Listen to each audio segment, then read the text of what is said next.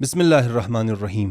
अल्लाह ताला ने सूरह शम्स में 14 मरतबा कसम खाई है और इन सब कस्मों के बाद फरमाया है क़द अफ़लह मन ज़क्काहा, यानी यकीनन वही कामयाब है जिसने अपने नफ्स को पाक किया। इसका मतलब यह है कि अल्लाह हमें बता रहा है कि कामयाबी का रास्ता सिर्फ अपने दिल और नफ्स को साफ करने से गुजरता है। अगर इंसान अपने दिल को बुरे ख्यालात, गलत ख्वाहिशात और हद से ज़्यादा दुनिया की मोहब्बत से पाक न करे तो वो कभी भी कामयाब नहीं हो सकता। यानी हमें अपनी बुरी ख्वाहिशात को काबू में रखना होगा और नेकी को इख्तियार करना होगा। लिहाजा अपने नफ्स को इस्लाह करने का हुक्म और इसकी फुर्सत पूरी ज़िंदगी है, लेकिन इस हवाले से अल्लाह ने कुछ ख़ास मौके और बहाने भी दिए हैं जिनमें इंसान बेहतर अंदाज में अपने नफ्स को पाक कर सकता है। उन मौक़ों में से एक माह रजब और खुसूसन लैलतुर रगाइब यानी माह रजब में पहली शब जुमा यानी आज रात है, जिसमें अल्लाह अपनी ख़ास रहमतों और तवज्जुहात के दरवाजे अपने ख़ास बंदों के लिए खोल लेता है। उन बंदों के लिए जो इस रात अपने दिल और तवज्जो का मरकज़ अल्लाह को बना लें, जो आज रात अल्लाह को पाने, अल्लाह से मिलने और अल्लाह के इश्क को अपनी आरजू बना लें। लैलतुर रगाइब ख्वाहिशात मांगने की रात नहीं बल्कि दिल की समत बदलने की रात है।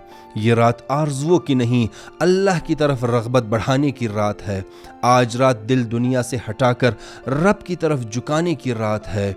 इस रात को अल्लाह कुछ देने से पहले दिल को अपनी मोहब्बत देना चाहता है। ये रात अल्लाह से मांगने की नहीं, अल्लाह को चाहने की रात है। जो इस रात अल्लाह की रग़बत पाले उसे किसी और चीज़ की तलब नहीं रहती। ये रात चीज़ों को पाने की नहीं बल्कि अल्लाह को पाने की रात है। इस रात दिल अगर अल्लाह से जुड़ जाए तो सारी ज़िंदगी संवर जाती है। और लैलतुर रगाइब वो रात है जब बंदा अल्लाह को चाहना सीखता है और यही असल कामयाबी है। अल्लाह से जुड़ने और अल्लाह को पाने के लिए रसूल अकरम सल्लल्लाहु अलैहि वसल्लम ने आज रात के लिए एक बेहतरीन नमाज का जिक्र किया है, जिसे सैयद इब्न ताऊस रहमतुल्लाह अलैह ने अपनी किताब इक़बालुल आमाल और शेख अब्बास क़ुम्मी ने अपनी किताब मफातिहुल जनान में बयान किया है। वो फरमाते हैं कि माह रजब की पहली जुमेरात को रोज़ा रखा जाए और जब जुमेरात की रात यानी शब जुमा हो तो मगरिब और इशा के दरमियान 12 रकत नमाज पढ़ी जाए। हर 2 रकत पर सलाम फेरा जाए और हर रकअत में 1 मरतबा सूरह हम्द और 3 मरतबा सूरह क़द्र और 12 मरतबा सूरह तौहीद पढ़ी जाए। 12 रकत मुकम्मल होने के बाद इस जिक्र को 70 मरतबा पढ़ें। अल्लाहुम्मा सल्लि अला मुहम्मदिन नबिय्यिल उम्मी व अला अहलिही। और इस जिक्र को पढ़ने के बाद सजदे में जाकर इस जिक्र को 70 मरतबा पढ़ें। सुब्बूहुन कुद्दूस रब्बुल मलाइकति वर्रूह। फिर सजदे से सर उठाकर 70 मरतबा इस जिक्र को पढ़ें। रब्बिग़फिर वरहम वतजावज़ अम्मा तअलम इन्नका अंतल अलीयुल आज़म। फिर सजदे में जाकर इस जिक्र को 70 मरतबा पढ़ें। सुब्बूहुन कुद्दूस रब्बुल मलाइकति वर्रूह। और इसके बाद अल्लाह से अपनी हाजात तलब करें। रसूल अकरम सल्लल्लाहु अलैहि वसल्लम ने इस नमाज की फजीलत के बारे में बयान फरमाया है कि जो शख्स ये नमाज पढ़ता है कब्र की पहली रात अल्लाह ताला उस नमाज का सवाब एक नहायत खूबसूरत शक्ल में उसके पास भेजता है।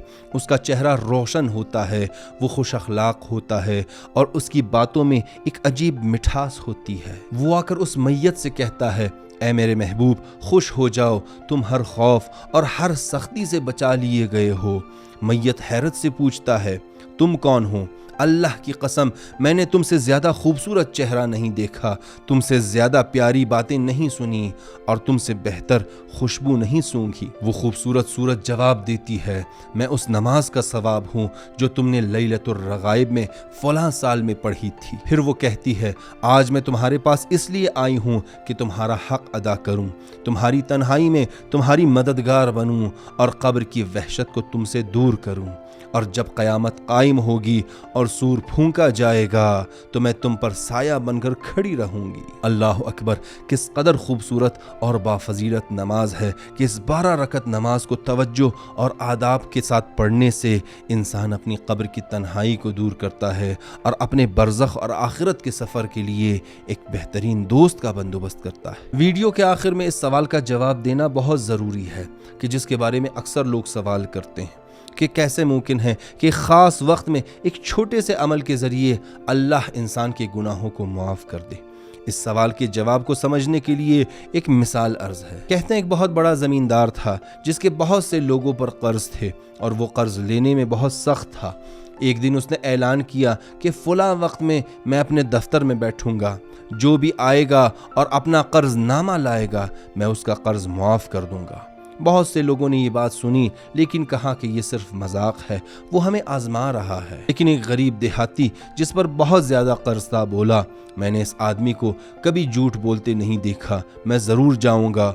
वो गया और ज़मींदार ने वाकई उसका पूरा कर्ज मुआफ़ कर दिया। जब लोगों को पता चला तो लोगों ने पूछा कि आपने ऐसा क्यों किया? ज़मींदार ने कहा, मैं लोगों को ये दिखाना चाहता था कि ईमान और यकीन में कितनी ताकत होती है। जिसने मुझ पर यकीन किया उसने फ़ायदा पाया और जिन्होंने यकीन न किया वो महरूम रह गए। लिहाजा अल्लाह भी हमारा इम्तिहान लेता है और हमें मुख्तलिफ मौक़ों पर आज़माता है कि क्या हम उसकी बात पर यकीन करते हैं या नहीं। और आखिर में इल्तिजा है कि आज रात की इबादत, दुआओं और नमाज में इस हक़ीर के लिए भी ज़रूर दुआ करें और इस अमल को दूसरों के साथ भी शेयर करें ताकि अपने साथ साथ किसी और को भी अल्लाह से करीब कर दें। इसी के साथ ही अपना ख्याल रखिए। अल्लाह हाफ़िज़।